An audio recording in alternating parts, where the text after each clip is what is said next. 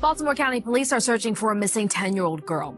Ailea Brown has been missing since May 25th. She was last seen at her home. Baltimore County Police say this has been an active investigation since 10-year-old Alicia Brown went missing, but they say they have now reached a point in their investigation where they're asking the public for any information leading to her whereabouts. Someone inside the home on Aaron Russell Court called police saying the child vanished around 1 a.m. We don't have any evidence right now that showed that this was some type of stranger abduction. The interesting thing about this situation is that this was the same young lady who was left inside of a car by her mother about 6 years ago while the mother was inside of a casino. A few days ago, Alicia Brown is Big Tigger's wife, but she also had posted a video to her Instagram with a bruised face, and the caption said, "Ask my husband what happened to my face." These allegations and accusations that have been circulating about me are false. Remember Alicia Brown? She was the same lady that left her kid in a car for 8 hours to go. 45 spoke with the child's mother, Alicia Brown, who says despite speculation on social media, 10-year-old Aaliyah is not currently with her. The mother says Aaliyah lives in a foster home and was lost 3 times before. Investigating to see if there's a connection here. Right now we can't confirm. We don't know the whereabouts of Aaliyah. So we can't confirm what we have right now at this point. We want to find out, did she leave on her own, or did someone help her, or did someone provoke her to leave?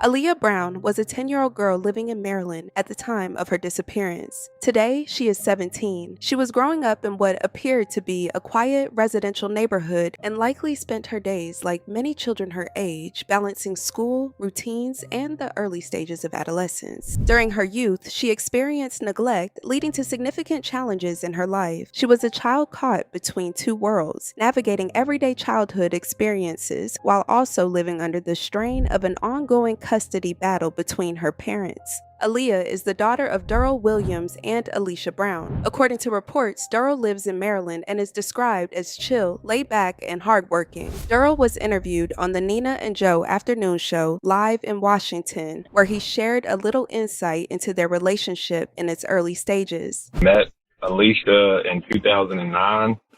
How our beginning started, we dated for a year. It didn't work out. And in that year, she sent me to jail, which was kind of my primary reason for not having this work out.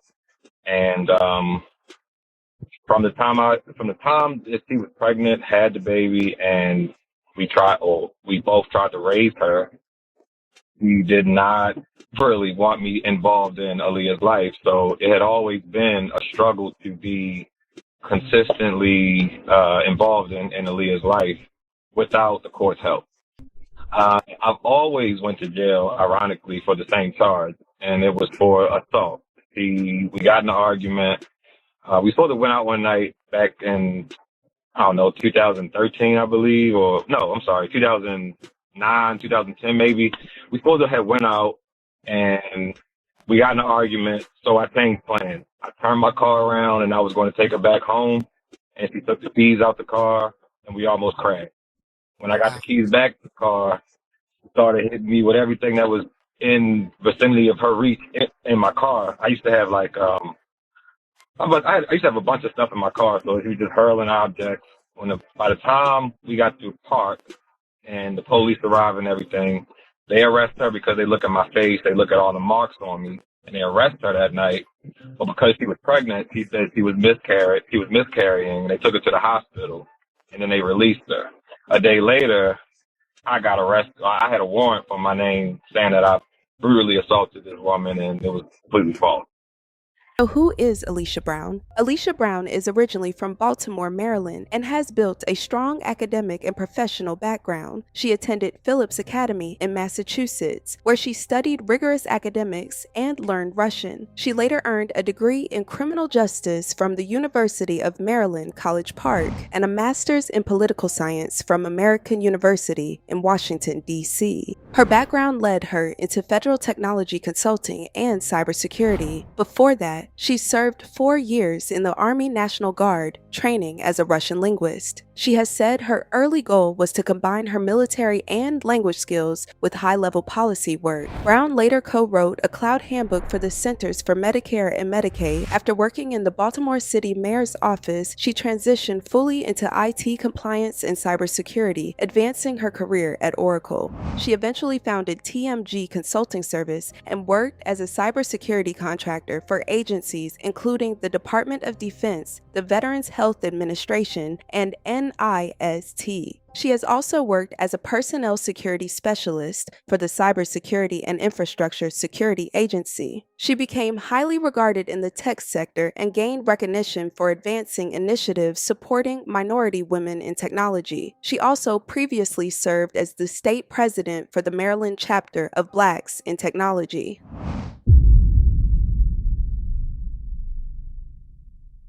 While Alicia was earning recognition for her intelligence and career success, Ailea went missing at just 10 years old after a bitter custody battle between Alicia and Durrell. He had been seeking custody since their daughter was 4, citing concerns of neglect. One major incident drew public attention on December 31, 2013, when Alicia left her 4-year-old daughter alone in a freezing car for 8 hours while she gambled at a casino. She was initially charged with felony child abuse, neglect, and abandonment. Child Protective Services intervened immediately and placed Ailea in her grandmother's custody while Alicia was jailed. In 2014, Alicia accepted a plea deal and pleaded guilty to reckless endangerment. She was sentenced to 3 years, with all but 5 days suspended, followed by 3 years of supervised probation, mandatory counseling, and a ban from entering casinos. However, she still had custody of her daughter. After the incident, Durrell intensified his custody efforts. Although he first filed when Ailea was 4, he did not get a court date until she was 7.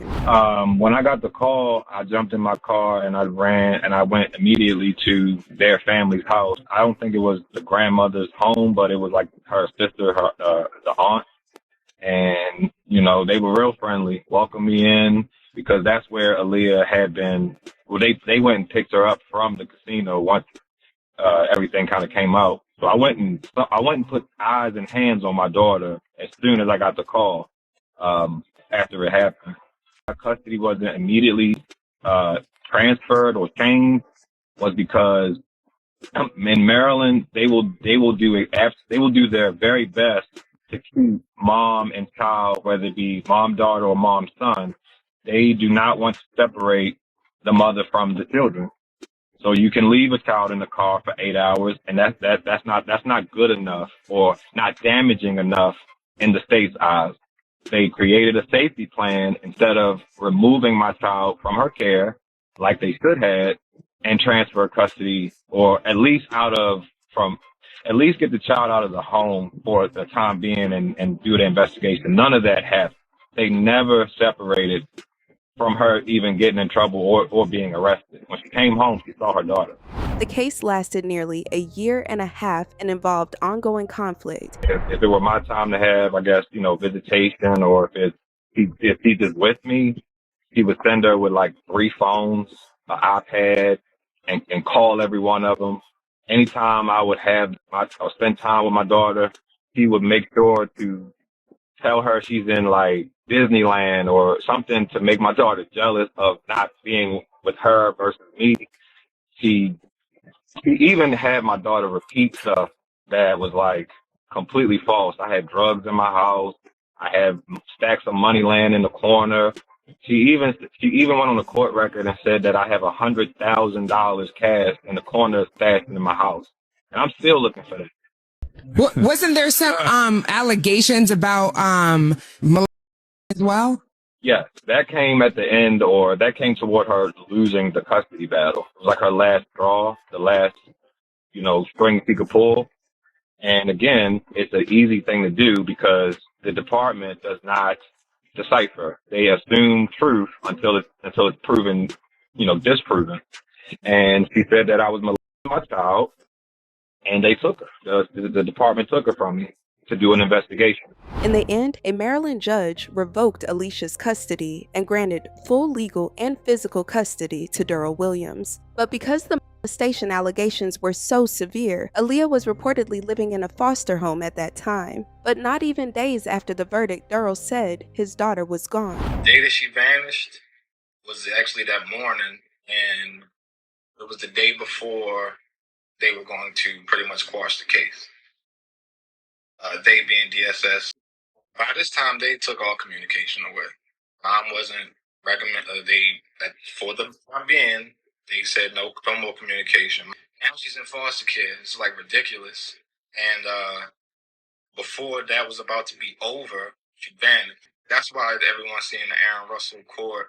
That's not an address that she lives. That was the where she was staying, the person. And I had met the parent and all of that because in between time, I was still going to go and visit. She was last seen at a home on the 300 block of Aaron Russell Court. Around the same time, a white SUV was reported idling nearby. Someone inside the home called police, stating the child disappeared around 1 a.m. Baltimore County police are searching for a missing 10-year-old girl. Ailea Brown has been missing since May 25th. She was last seen at her home in the 300 block of Aaron Russell Court. Police say that a white SUV was seen in the area at the time. Anyone with any information about where she could be should contact police. Within a week, Baltimore County Police said they had no reason to believe Ailea was taken by a stranger. The National Center for Missing and Exploited Children classified the case as a parental or family abduction. We don't have any evidence right now that showed that this was some type of stranger abduction, but we do have information there was a white SUV that was seen in the area just before she was reported missing. Right now, we are following up several leads. We're hoping that the public can come forward and give us some additional information. The most interesting thing about this situation is that this was the same young lady who was left inside of a car by her mother about 6 years ago while the mother was inside of a casino in Anne Arundel County. Investigating to see if there's a connection here. Right now we can't confirm. We don't know the whereabouts of Ailea, so we can't confirm what we have right now at this point. We want to find out, did she leave on her own, or did someone help her, or did someone provoke her to leave?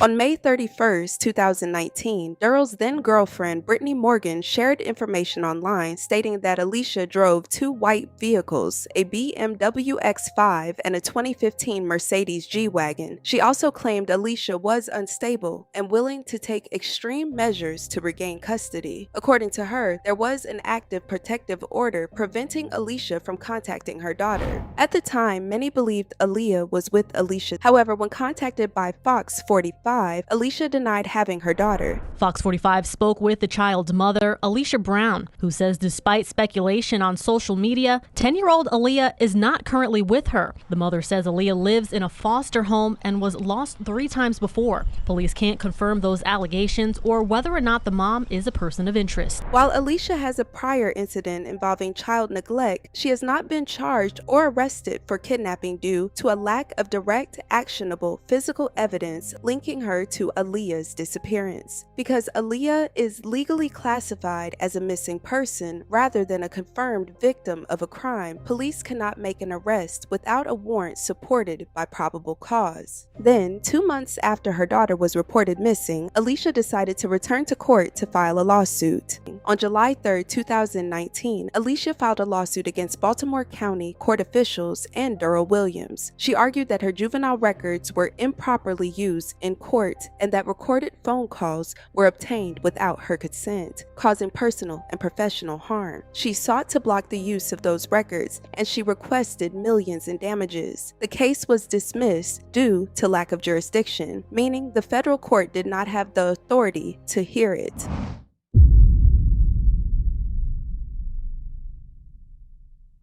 Over the years, the case has faced significant jurisdictional challenges. However, that has not stopped Durrell from actively searching for his daughter. He remains firm in his belief that Alicia knows exactly where their daughter is and continues to seek answers.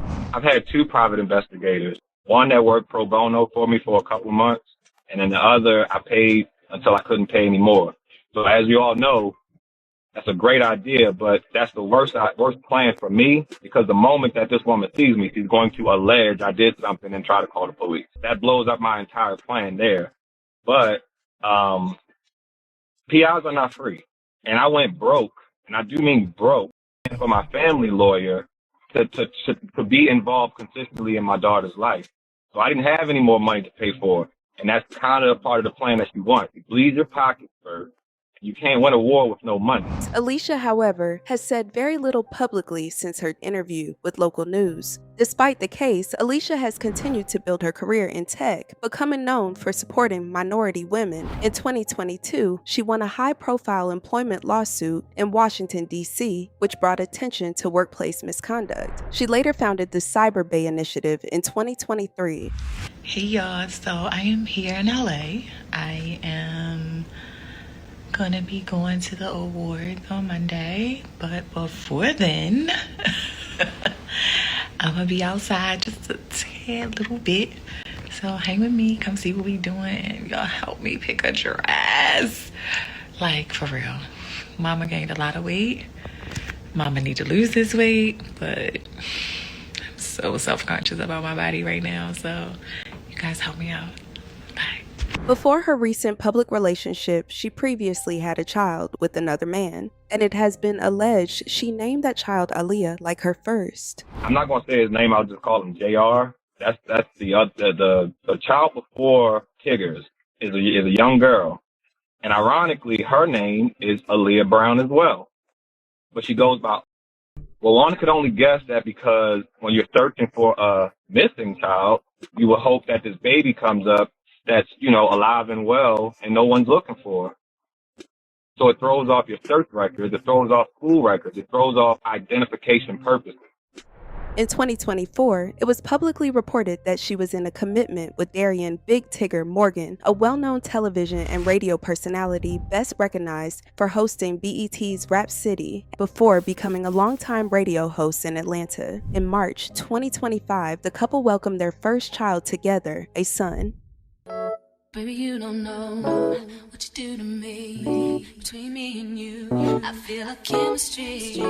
I won't let no one come and take your place. Cause the love you give, it can't be replaced. So no one else, let me like you do. That's why I spend my life with you. I wanna please you any way I can. I wanna share my world, don't you understand?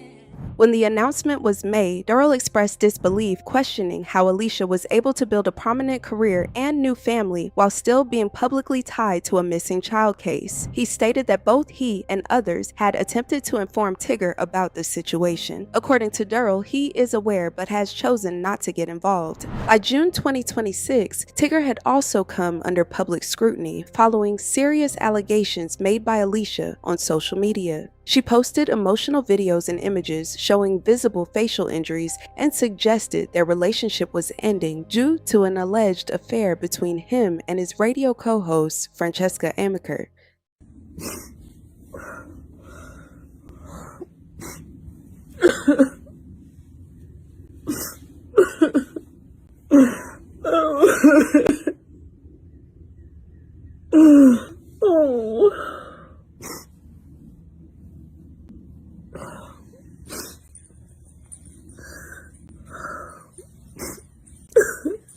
Posts were later removed, and she returned online shortly after appearing unharmed and stating everything was fine. I was upstairs in her room.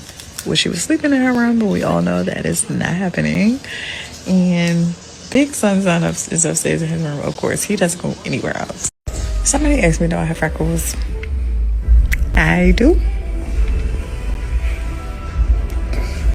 They just be randomly popping up, but yes, I do.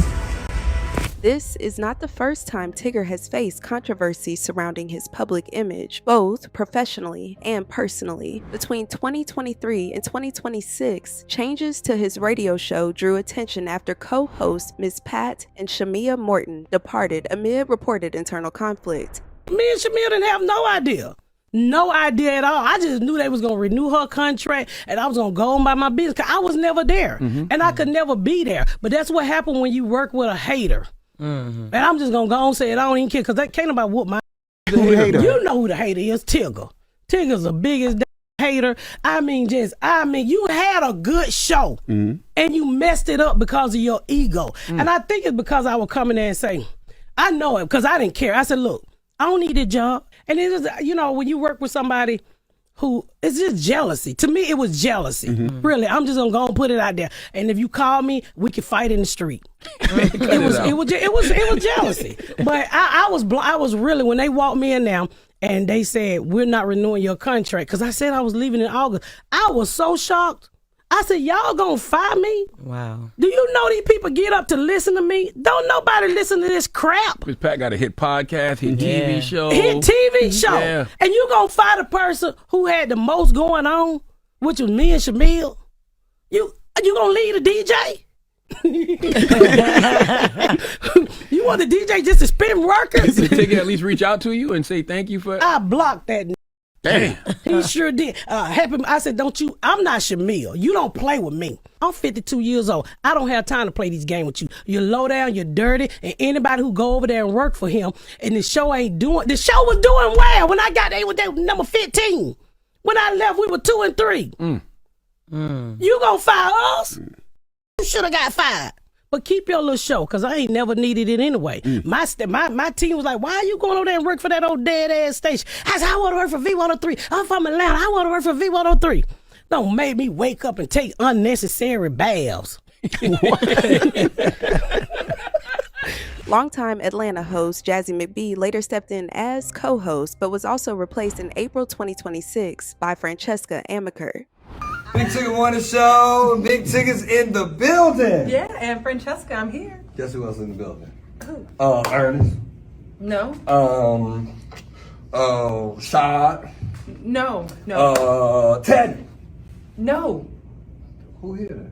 Jason Weaver's in the building. Jason Weaver, but yeah, y'all can call me Teddy. In his personal life, controversies have always resurfaced, mainly around his sexuality. In 2007, Kareen Steffens claimed on Jamie Foxx's radio show that Tigger was hiding his true identity and living a double life. He sought legal counsel, but no confirmed the legal outcome was made public. Give me something, Tigger. Give me something.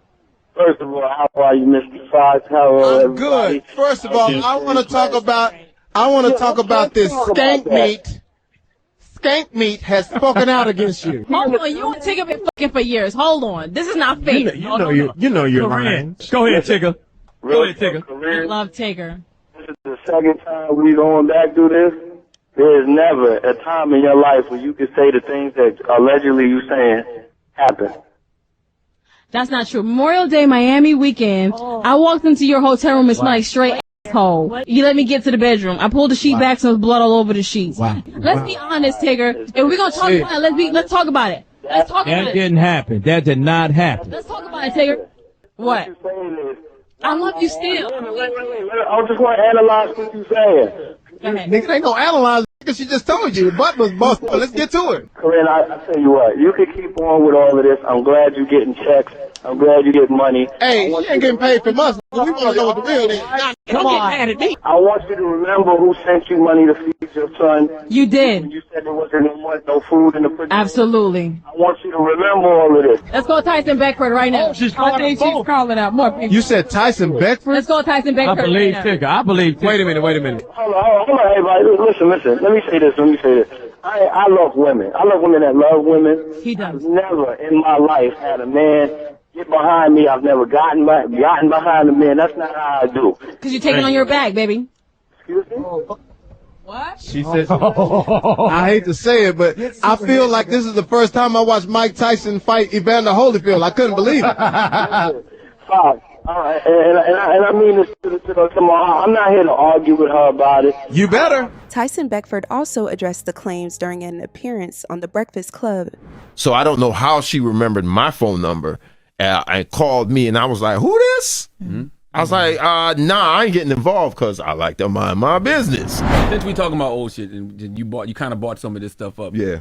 You remember the rumors Superhead used to say about you, or the stuff she wrote about in Yeah, I her mean, first that's book. another one. Like, I mean, come on, girl, you can't.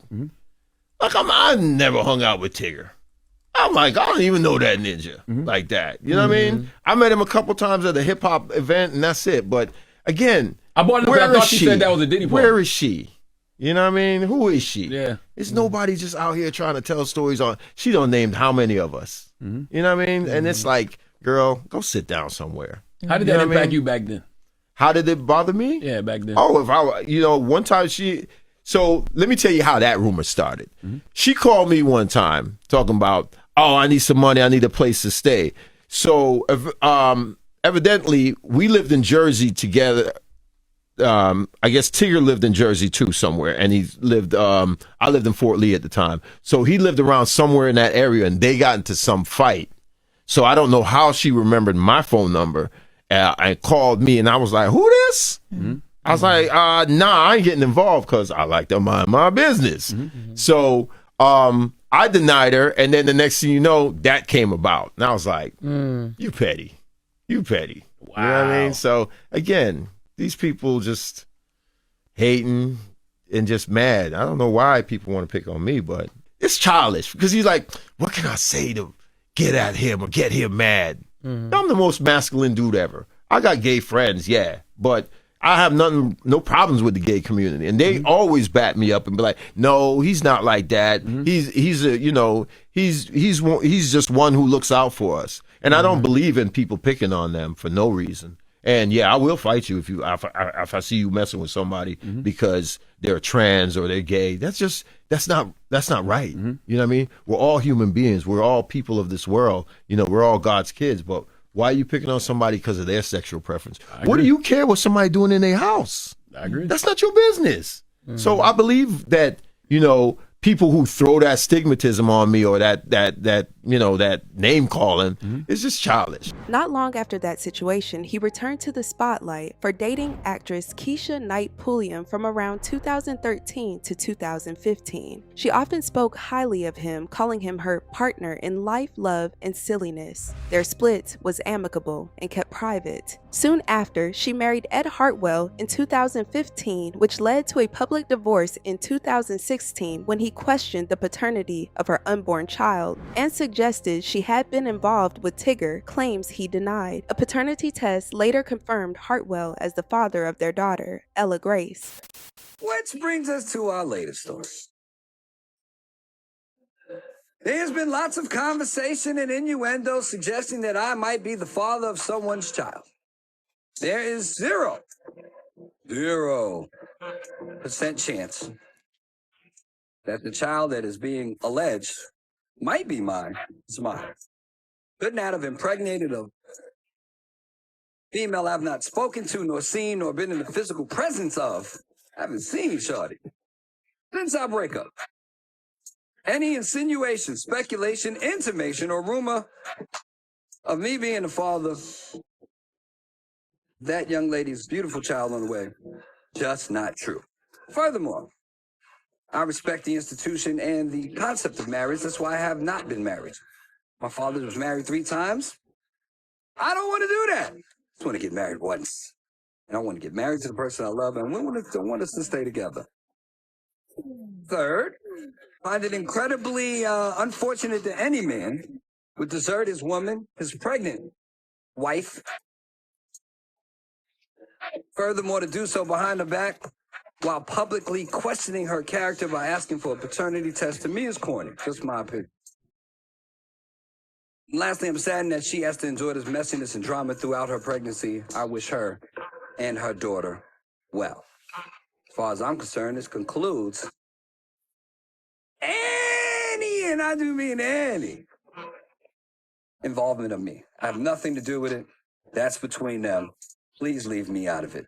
I wish all parties in the situation well, most importantly, her and her daughter. Today, Tigger is back in the media addressing his relationship with his wife, Alicia. He spoke on air after police documents resurfaced. According to the records, Brown was involved in an alleged May assault that led to a domestic dispute investigation, with Tigger identified as the suspect. Dispatch logs show Brown sought medical treatment and was later taken to a hospital with non-life-threatening injuries. The documents do not explain what caused her injuries, and it's unclear if any charges were filed. Good morning, Atlanta. I'm extremely privileged to be here this morning, back at work. Over the past several days, there's been significant public discussion and speculation regarding my personal life. I understand this can happen being a public person. I've been doing radio now 32 years and television for 29. I appreciate first and foremost the support and concern that so many people have shown. I want to say categorically, these allegations and accusations that have been circulating about me are false, untrue, not happening, didn't happen. Additionally, it's important to clarify that Francesca and I have never been anything more than friends and respected colleagues. I'd like to apologize to you, Francesca, for the impact of these last few days or this last week. I hope you accept my apology. Out of respect for everyone involved, I ask for grace, privacy, and restraint as my family navigates this difficult moment. For more than 30 years, I've had the privilege of serving this in many communities through music, entertainment, and connection. I remain grateful for the trust so many of you have placed in me throughout that journey, and I intend to continue living and leading in that manner worthy of that trust. And to all the people who have either quietly or loudly stood up and stood 10 toes for me, I appreciate it. For the people who have reached out to check on me, I appreciate you. No name dropping necessary, you know who you are.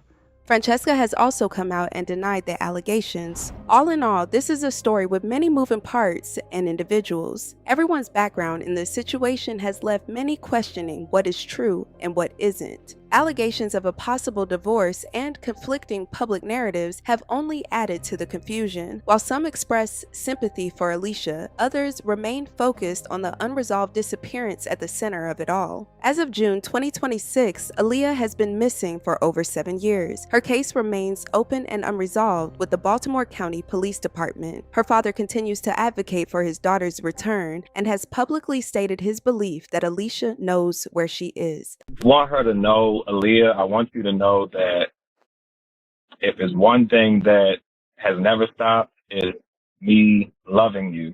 I love you now, I loved you then, and I'm going to love you until the end of my own time. I have not gone anywhere. I'm going to always be your dad, and I am here for you.